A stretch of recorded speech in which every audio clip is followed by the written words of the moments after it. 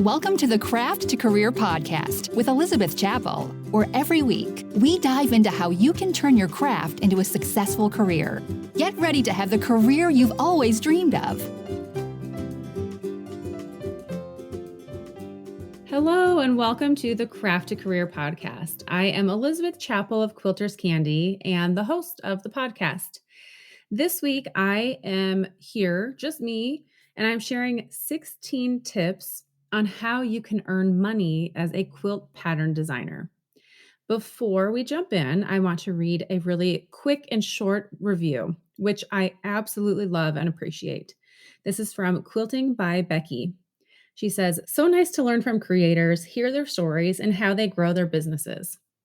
That's it. I love it. Becky, thank you so much for giving a review and sharing what is resonating and what you like about the podcast. And yes, I love bringing creators onto the podcast, sharing how they're growing their business, and then episodes like today where I just share my own insights and tips on how to have success with your business. So today, this is stemming from me hearing people say things like, "Can you actually earn money selling quilt patterns?" Or, "I've tried, but I'm not selling as many as I want. Like, what are some other ways? I want to diversify my income and my revenue. So how do I do that?" And so I have, in the last few weeks, I've just jotted down some notes in my phone of different ways to earn money with writing quilt patterns, being a quilt pattern designer. So let's dive in. If you have a pen and paper, if you're writing this down, which I highly recommend if you're considering writing quilt patterns, or if you do currently, you will hear something today that will spark an idea. I just know it because that's how it works. So write down the things that you hear today that you're like, "Oh yeah, let me try that." And I'll start with number one. Number one is the most obvious, and it is to sell your quilt patterns on your website. So that, for one, is assuming that you have a website. If you don't have a website, that's a great place to start. It does not need to be fancy. Honestly, the only thing it needs to do is have a URL that you can share and list your products. You can go so much more in depth into a website, but please do not stress about it at first. Like that, the only thing you need to have is a website with your products that people can buy. So I recommend using Shopify. That's where my quilt patterns are listed. And I actually, let's see, I used to sell them. Where did it used to be? I know I looked at Big Cartel at first, but whatever I was using, I cannot remember. I switched to Shopify because Emily Dennis of Quilty Love, she had a whole blog article on why she uses Shopify. And it was very compelling. It helps grow your email list. Everyone who buys from you, unless they opt out, they're added to your email list. They have some templates that you do not need to be tech savvy, and you can just drag and drop your photos. You can have a blog on there. It can list all of your products. It's an all-in-one. Don't worry if you're using something else. Other things work great too. There's Wix, Squarespace. If you have WordPress, you can add shopping right there on your website. There's lots of different platforms that you can use. You can use Etsy. But what I really do like, though, even if you use Etsy, to have a website where you can have an about you section and introduce yourself and have your products live there. That's your own, that you own that. So that's the number one, is to have a website. Then in your Instagram link on Facebook, you can point people to that website and you can sell from your website. So that's the most obvious. I feel like that's where people start off the get-go, and generally people stop there. Okay, I've listed my patterns. They're on my website. Now I need to promote. However, as you know, there's 15 more ideas here to generate more sales and think of some creative ways to earn money as a quilt pattern designer. So let's jump into number two. Number two is teaching. Now, please don't be scared by this. I have worked with enough students throughout the years to know that some of you get terrified by the idea of teaching. Now, some of you love it. Some of you are teachers by trade and profession and you love it. And some of you don't. I encourage each one of you to just try it at least once. And I promise you will see that it is not as terrible as you might think it is. And if you love it, then you'll love it. So, where can you teach? Let's talk about some ideas of where to teach and what. So, you're going to be teaching your quilt pattern or patterns, but I would choose one and start, teach the one. And I would probably teach the one that is your bestseller, that just does the best. It doesn't matter how easy or difficult it is. Some people will say, "Oh, it's so intimidating. I don't think people want to do it." And other designers will say, "It's so easy. How would anyone even need me to help teach this?" Push those thoughts aside. Just know that there is a market for your pattern, especially if you're choosing a popular one. Like I've said before on this podcast, my bestseller is my Better Together quilt, and it's half square triangles in 2 different sizes. And I have done video tutorials, and there are people who want that. There is a market out there for what you're selling, no matter the level. So you would reach out to local quilt shops. You could say, "Hey, I would love to teach this pattern." It would look like everyone buying your pattern and supplies from that quilt shop. And then you could figure out how you would be compensated, whether it's per hour, per person who signs up, or that kind of a thing. But a local quilt shop. There are online memberships like my own Quilters Candy membership. There's others. There's many others. I have a few alumni who've started memberships, and I know that we look for guests to come in and teach different patterns, different strategies, different techniques.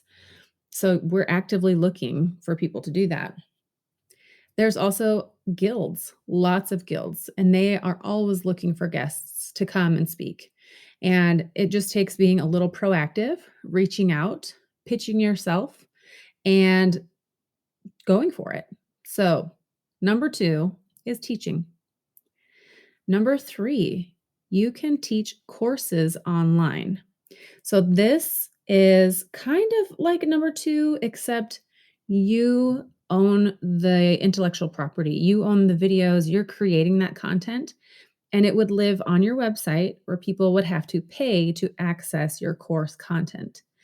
I do this, with my quilt pattern writing course, my craft to career course. I use Kajabi, and I have an affiliate link where if you do want to try Kajabi for 30 days for free. And if you use that affiliate link, if you want to check out Kajabi and see what that's all about, I will also send you some videos that show you how to set that up. But teaching courses online, it's the sky is the limit. You can teach how to do flying geese. You could teach beginner quilt courses. You could teach how to frame quilts, any aspect of quilting, any little niche, you can make a course for that. And the course can be as short as you want it to be. It can be in depth. It could be again, the sky is the limit, but having an online course is really fun. You can decide if you want to have that be evergreen, which means people can access that and purchase it anytime. Or if it's a little more in depth and you're going to be going live and answering questions, then it'd be something that you'd probably open and close when you're available. So, number 3 is to teach a course online. 4, host a challenge.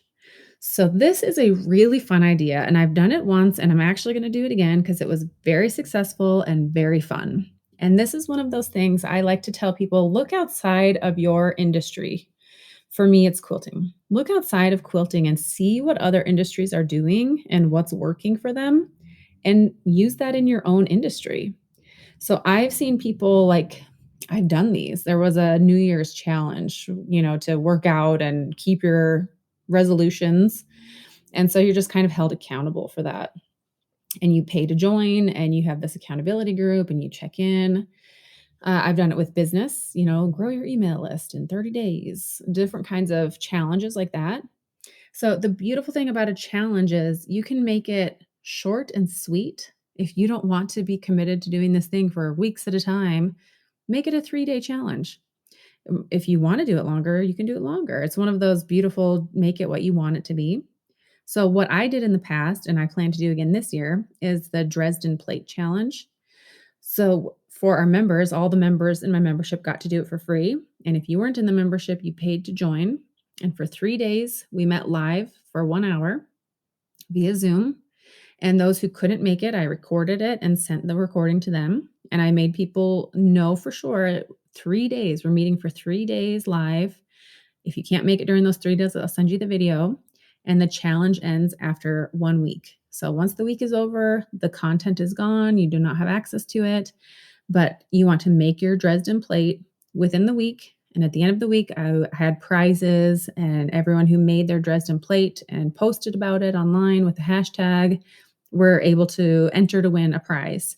And then we also, day one, we talked about choosing fabrics. Day two, we talked about how to sew the petals or the plates. Day three, how to put it together and do the center.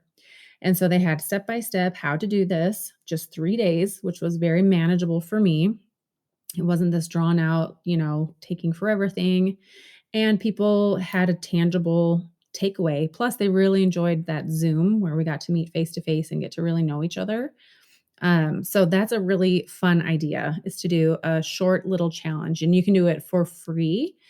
Come and join for free. You just need to buy my pattern, or they can pay to join the challenge. So I guess either way they'd be paying. You can do a total free challenge where it would be something like, let's talk about color theory for quilting. And then at the end, I would use it to sell your pattern. So they get to come and join this free mini challenge of let's pick our fabric.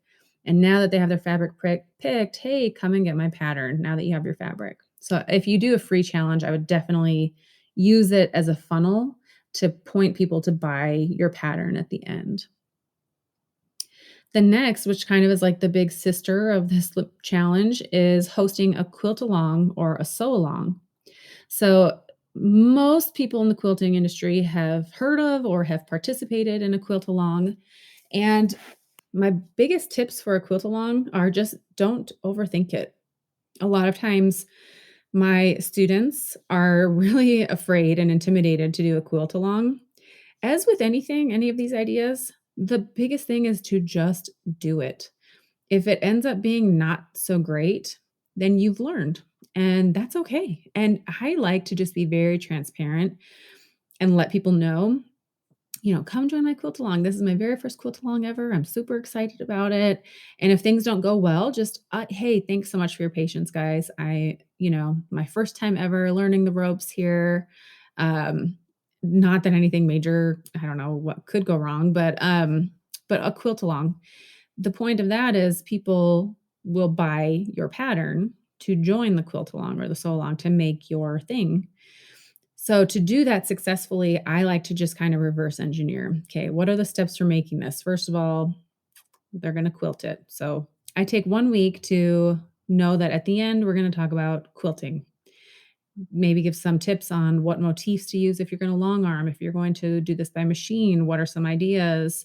If you want to hand quilt this, that kind of a thing. Then before that, usually people like to have a slush week to catch up. So I add in a slush week, piecing the quilt top. So that gives us 3 weeks now. If there's something special in there, like templates, maybe having a week to cut out the templates, a week to pick out the fabric. So we're at 5 weeks now. And basically at the beginning of each week, I just send out an email that tells a little update of what we're doing that week.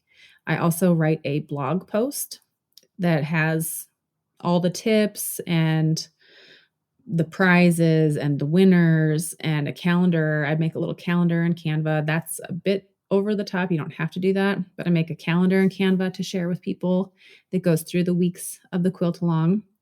And then sometimes I will add a little video that shows and demonstrates something, or take photos and just make a photo collage of how to do something. And some people will say, I just had someone on the podcast, actually, Erin Grogan. We did a follow-up coaching call. And she said, my pattern literally has a video that goes step by step. I don't know what else I could create in a quilt along to add value. And in that case, the value is having a deadline and being held accountable.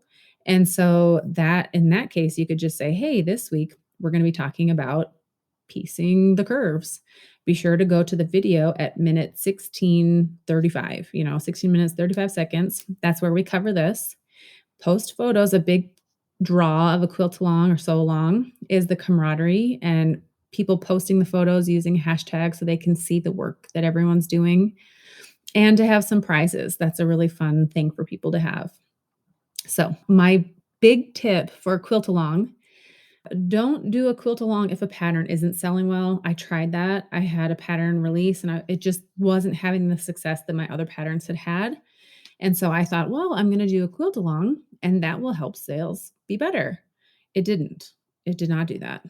I highly recommend doing a quilt along when a pattern is already doing well, because then more people are going to buy it. It works better that way. So it doesn't work to like, I'm going to make this pattern be a success by having a quilt along. It just doesn't work that way.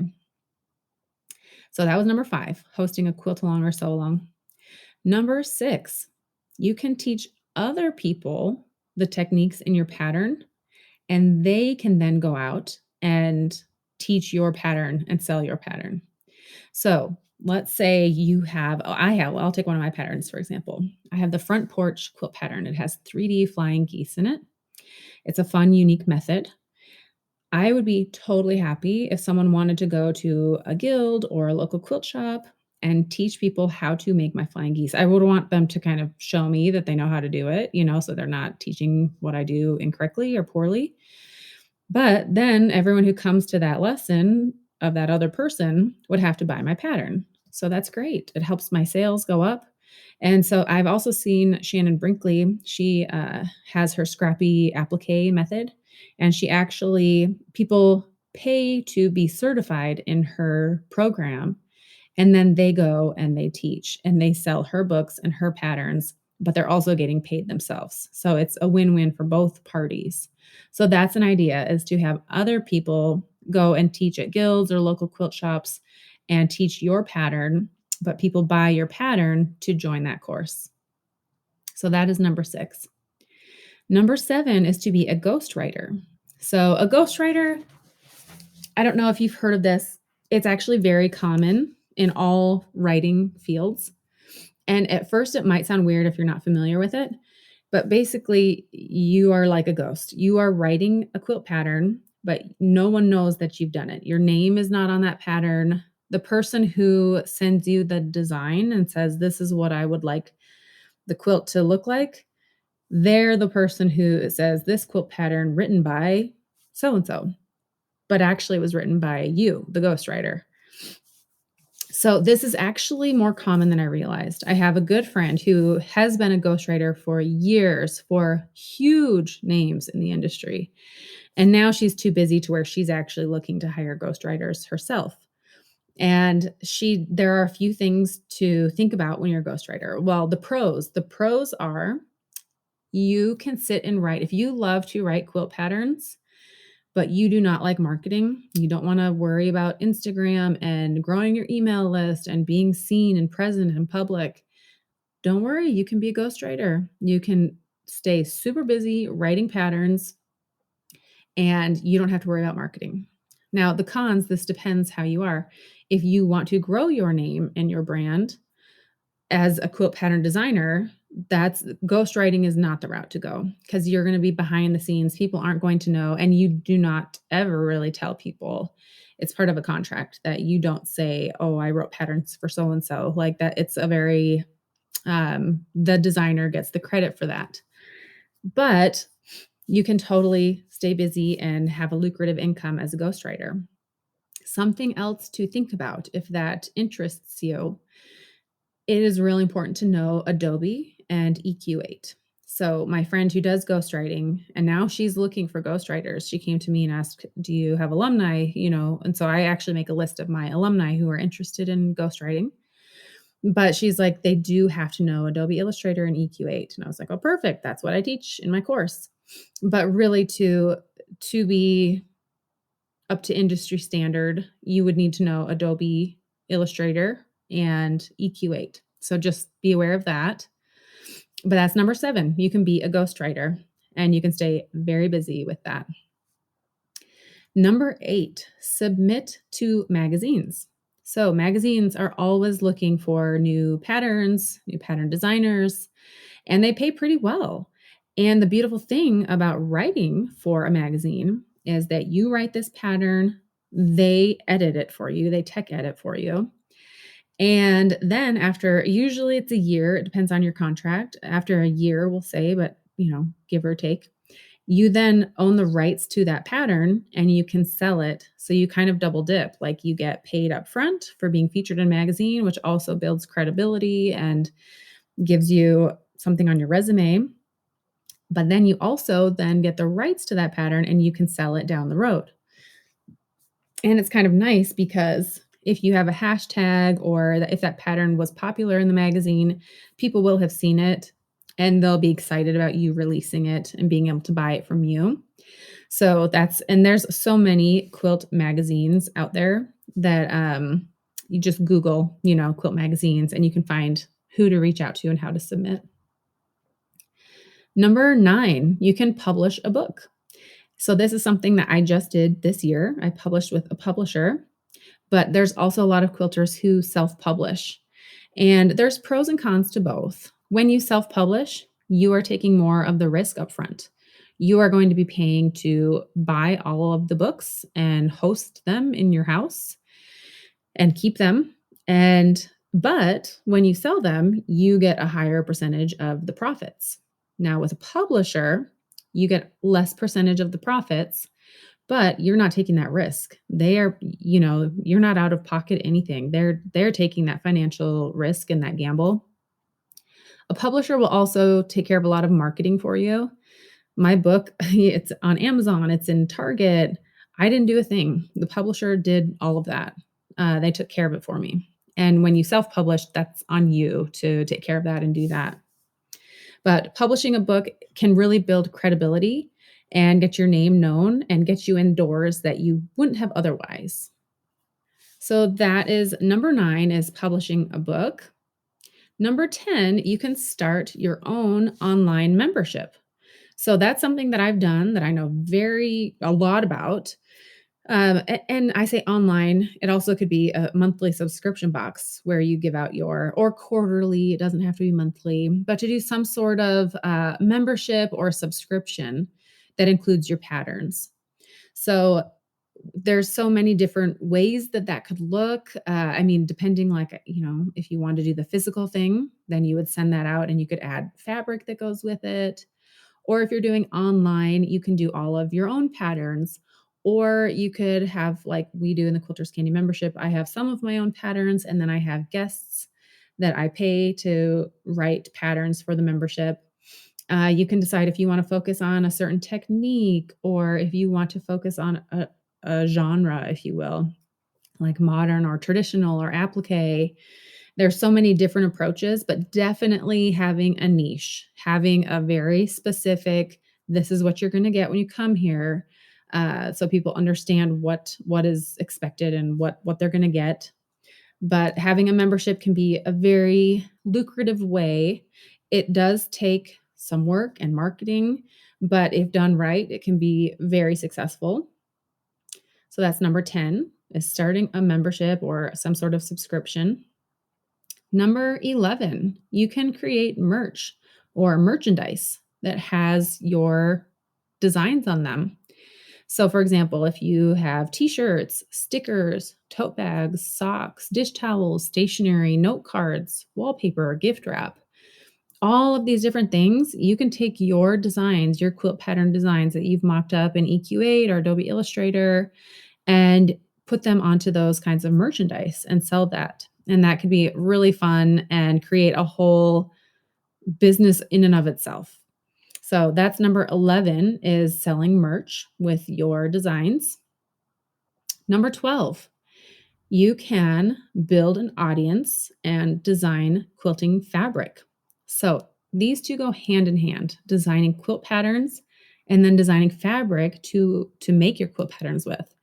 Again, this is something that I'm familiar with this year, as I'm super excited to say that I have signed a contract with Art Gallery Fabrics to design fabric. It still is like a pinch me moment when I say that, but it's something I've dreamt about for years. And it absolutely helps that I am writing quilt patterns, that I am a quilter, that I know what fabrics I like to use, and that I know the scale, the size, the colors, the variety that I like to have in a quilt.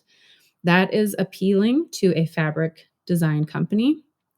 And if you are working on building an audience and you have a look and a niche, and that is very transparent with your brand, that's attractive as well for a fabric design company. And also, just a note, to design fabric, you do need to know Adobe Illustrator. So again, in the quilt pattern writing course that I offer every September, we go dive deep into Adobe Illustrator and how to use Adobe to write your quilt patterns. And if designing fabric is something you're interested in down the road, you have to know how to use Adobe for that. It's just a must. So something to think about there, but a very, very fun creative outlet is designing fabric. So, number 12, designing fabric. Number 13, quilt kits. So, this can be very lucrative. Again, it should be done with patterns that are already selling well. It's not going to work to say, man, I'd love to sell this pattern that I wrote. It's not selling well. I'm going to make a quilt kit and I bet that will help sales. It does not work that way. It really works best when you have a pattern that is popular and selling well, then make a kit to go with it and use the fabrics that are in the quilt that's popular. If people are like, man, I really love it with this fabric, sell that fabric. So selling quilt kits can really be lucrative when done well, using the tips that I just used. And that takes, opening up an account with different wholesalers. There's pros and cons, of course, to this, where you are taking that financial risk yourself.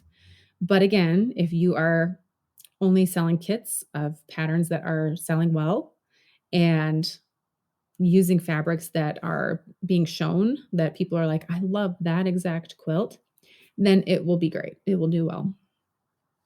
So that's number 13 is selling quilt kits. Number 14, you can become a tech editor.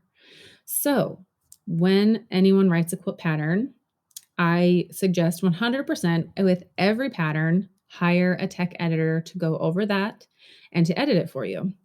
Now, if you are interested in being a tech editor, I highly recommend writing some of your own patterns, hiring a tech editor so you can experience what that's like, and hire different tech editors so you can see how different tech editors work, how they submit their feedback, what they charge.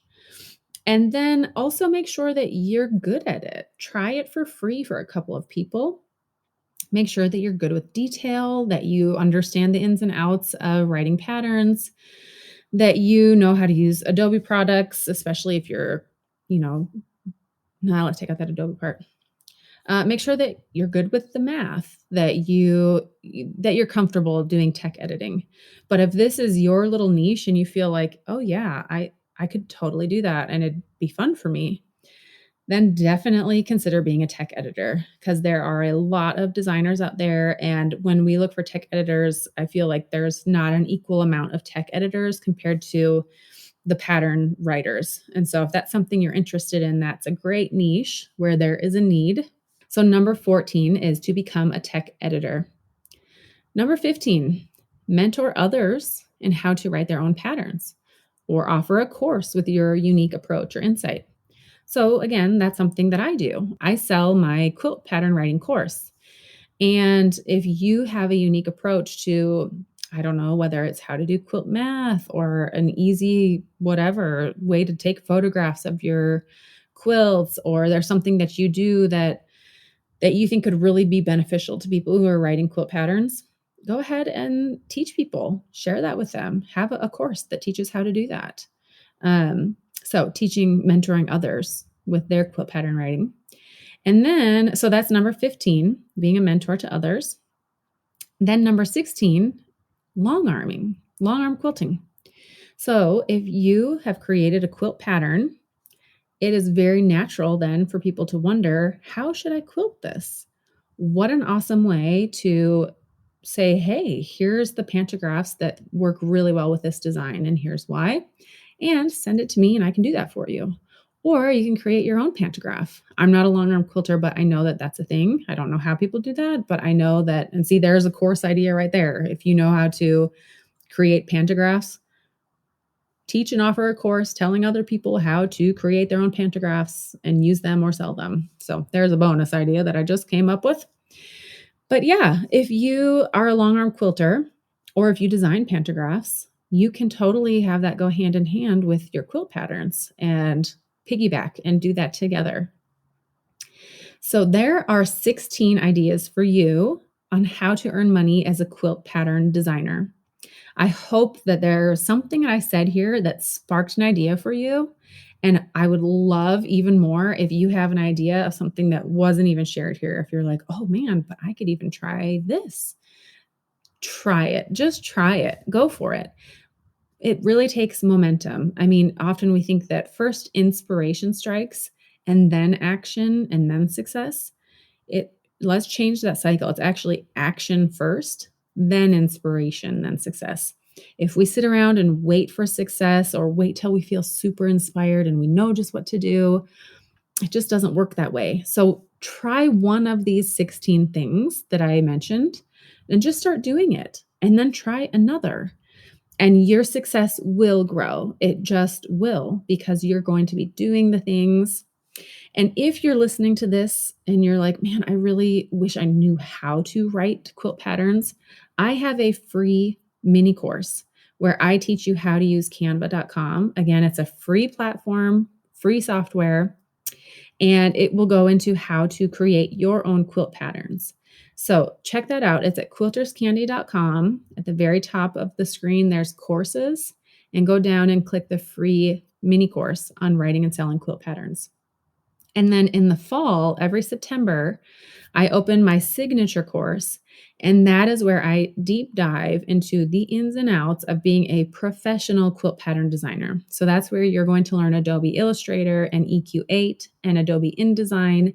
You will have the tools to publish your own book, to be a tech editor, to really be a professional quilt pattern designer, where you can put your patterns out there with confidence, knowing that they are well worded, well written, written with the industry standard Adobe products and using EQ8. So that is if you're really ready to, up your game and be a professional quilt pattern designer. But I hope that this podcast today gave you some food for thought and just opened your eyes that there are unique ways to earn money as a quilt pattern designer. You don't just have to do that number one way of just put it out there and sell it on your website. Yes, that's where you want to start, and you definitely want to have that.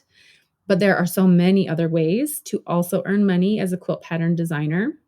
So thank you for being here and hearing the tips on how to earn money as a quilt pattern designer.